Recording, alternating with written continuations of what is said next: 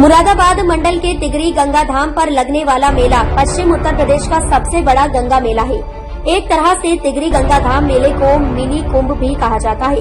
बताया जाता है कि तिगरी गंगा धाम में त्रेता युग में श्रवण कुमार ने अपने नेत्रहीन माता पिता को लेकर पहुंचे थे और गंगा स्नान कराया था। तो वहीं द्वापर युग में महाभारत युद्ध के दौरान भगवान श्री कृष्ण व पांडवों ने परिजनों की याद में दीपदान किया था। मुरादाबाद मंडल के गजेटियर में भी त्रेता युग से लेकर महाभारत काल और वर्तमान में तिगरी गंगा धाम मेले का जिक्र किया गया है।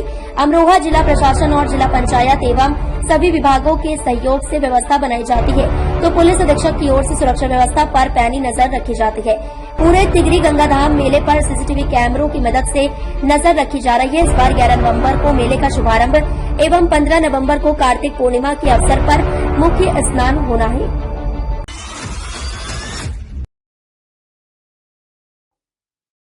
उत्तर भारत का सबसे ऐतिहासिक मेला गंगाधाम तिगरी शुरू होने जा रहा है, क्या कहेंगे? देखिए, तिगरी का जो मेला है वो हमारे यहाँ इधर पश्चिमी उत्तर प्रदेश में सबसे बड़ा मेला है। कुंभ का मेला लगता है, उसके बाद क्राउड के हिसाब से अगर देखें तो सबसे ज्यादा क्राउड आती है और वो कई दिनों तक चलता भी है मेला।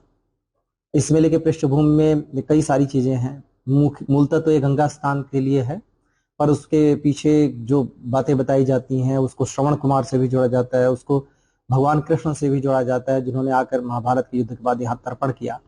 पर अगर ऐतिहासिक संदर्भों में जो महाभारत का कालीन स्थल के हिसाब से भी देखेंगे तो काफी कुछ सूट करता है इस बात को कि यह हस्तिनापुर सेंचुरी के करीब है, यानी हस्तिनापुर राज्य के पास था और बहुत ज्यादा दूर वहां से विदुरकुटी भी नहीं है। जो हमने अभी इस बात का उल्लेख भी गजेटियर में किया है, जो मुरादाबाद डिविजनल गजेटियर, उसमें भी इस चीज का उल्लेख किया है। तो इसकी पृष्ठभूमि निश्चित रूप से त्रेता युग से लेकर और महाभारत काल तक द्वापर युग में भी जोड़ी जाती है। लेकिन जो उसके मूल में है, चूंकि गंगा जी जो भागीरथी नीचे आती हैं हिमालय पहाड़ से, तो ये बिजनौर और अमरोहा सीधे वहां से मैदान स्तर पर आकर यहाँ मिलती हैं। तो इस तरीके से अगर देखेंगे तो गंगा जी का महत्व बहुत ज्यादा है यहाँ पर, और गंगा स्नान का महत्व हमारे यहाँ बहुत अधिक रहा है। उस लिहाज से बहुत सारे लोग इकट्ठा होते हैं। कुछ एरिया इसका हापुड़ में पड़ता है और कुछ एरिया लगभग पहले आधा आधा अमरोहा और हापुड़ में पड़ता था। अभी गंगा जी जब वहां पे कोर्स बदलती हैं तो कई बार इधर का एरिया उधर और उधर का एरिया इधर हो जाता है। इस बार ज्यादा एरिया हापुड़ का अमरोहा की तरफ आ गया है। उस हिसाब से व्यवस्थाएं भी एक चुनौती है प्रशासन के लिए, और उस चुनौती को ध्यान में रखते हुए बहुत पहले से इस मेले की व्यवस्थाएं शुरू कर दी गई थी। यद्यपि इस मेले में वैसी व्यवस्थाएं तो नहीं होती जैसी कुंभ के स्तर की होती हैं। उसके बावजूद यहाँ प्रशासन और जिला पंचायत दोनों की मदद से और बाकी सारे अन्य विभागों के कोऑर्डिनेशन में जिलाधिकारी द्वारा इसकी पूरी व्यवस्था बनाई जाती है। पुलिस अधीक्षक के द्वारा सुरक्षा व्यवस्था की जाती है और दोनों बहुत चाक चौबंद रखे जाते हैं। इस बार भी वैसी ही चीजें हैं, सुरक्षा के सारे उपाय किए गए हैं। चाहे वो ये आपको पता होगा कि तिगरी मेले का जो मूल है, चूंकि गंगा जी है तो गंगा जी में लोग दीप दान करते हैं, गंगा जी में ही लोग स्नान करते हैं, तो मूल उनका गंगा जी है।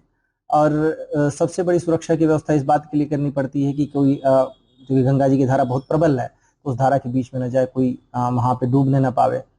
इस तरीके की व्यवस्थाओं से के साथ साथ क्राउड बहुत ज्यादा होती है और खासतौर से 3 दिन क्राउड बहुत जबरदस्त होती है। तो उस क्राउड के बीच में छिनैती चोरी से लेकर और हर तरीके की सुरक्षा के चाक चौबंद वहां किए गए हैं। सीसीटीवी कैमरे लगाए गए हैं। वहां पे 3 दिन कार्यक्रम भी होते हैं। कार्यक्रम तो वैसे निरंतर चलता रहता है पब्लिक के। सबसे जो खास बात है तिगरी की कि यहाँ पर जो किसान वर्ग है, जो जमीन से जुड़ा तबका है, वो ज्यादा संख्या में आता है।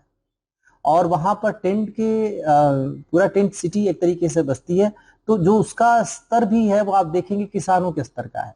तो जो आम लोगों के अनुरूप की व्यवस्थाएं पूरी तरह से चाक चौबंद यहाँ है। वहां पर कैंप किया जाता है अधिकारियों के द्वारा, तो ताकि कोई ऐसी घटना न घटित हो। हमारे द्वारा भी इस पे नजर रखी जा रही है। और इस बार हम कोशिश कर रहे हैं कि तिगरी मेला को और भव्यता दे सकें पहले से ज्यादा, और वो सारी व्यवस्थाएं हम बना रहे हैं। मुझे उम्मीद है कि तिगरी मेला इस बार लोगों के लिए एक नया और बेहतर अनुभव देने वाला होगा। तो क्या आप कभी टिहरी मेला गए हैं? तिगरी मेला में हर बार तिगरी मेला में मैं जाता हूँ। तिगरी मेला में जो शुरुआत होती है, उस शुरुआत के दिन जो जो औपचारिक शुरुआत होती है, वैसे तो तिगरी में आना लोगों ने शुरू कर दिया है, पर औपचारिक शुरुआत के दिन ये परंपरा रही है कि आयुक्त के तौर पर मैं वहां जाता हूँ और वहाँ यज्ञ हवन भी करते हैं, वहाँ दीपदान भी करते हैं, आरती भी करते हैं। तो मैं निरंतर जाता रहा हूँ और जुड़ाव भी रहा है इस नाते कि वो एक पारंपरिक हमारी सांस्कृतिक विरासत है। इस नाते वहां पर हम आयुक्त के तौर पर वहां जाना होता है, सारी व्यवस्थाओं की निगरानी भी रखते हैं और जिलाधिकारी के माध्यम से सारी चीजों को कोई चाप संदेश विशेष देना चाहेंगे? बस यही कि मेला है, परंपरा है, इस परंपरा को पूरी तरह से पालन करिए, उतना आउट एडवेंचरस ना होइए।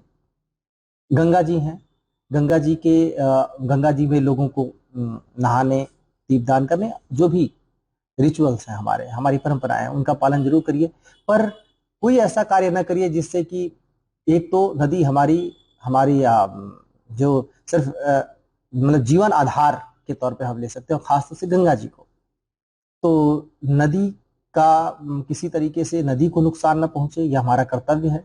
वही नदी है जिसकी हम पूजा करने वहां जाते हैं, तो नदी को कोई नुकसान न पहुंचे, कोई एक्स्ट्रा एडवेंचर के चक्कर में कोई नदी की धारा में न चला जाए जिससे कि जान माल का कोई नुकसान हो। एक बहुत ही अच्छी लोगों की गैदरिंग, एक बराबर के लोग, एक तरीके के लोग, एक पृष्ठभूमि से लोगों की वहां पे गैदरिंग होती है। एक दूसरे से बेहतर सामंजस्य रखें, सद्भाव के साथ, बेहतरी के साथ, सतर्क भी रहे, और कोई भी चीज ऐसी होती है तो पुलिस को सूचना दें। एक परंपरा है, उसको बहुत प्यार से, सद्भाव के साथ मनाएं। मैं गंगा स्नान की सभी को शुभकामनाएं भी देता हूं। हमारी गंगा जीवनदायिनी नदी है।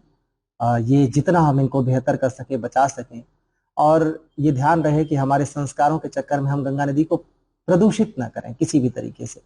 वो हमारी बहुत बड़ी जिम्मेदारी होगी, महती जिम्मेदारी होगी, ताकि हमारी आने वाली बहुत सारी पीढ़ियों को गंगा नदी का वही स्वरूप देखने को मिल सके जो हमने आज तक अपनी एक पूंजी के तौर पे पाया है।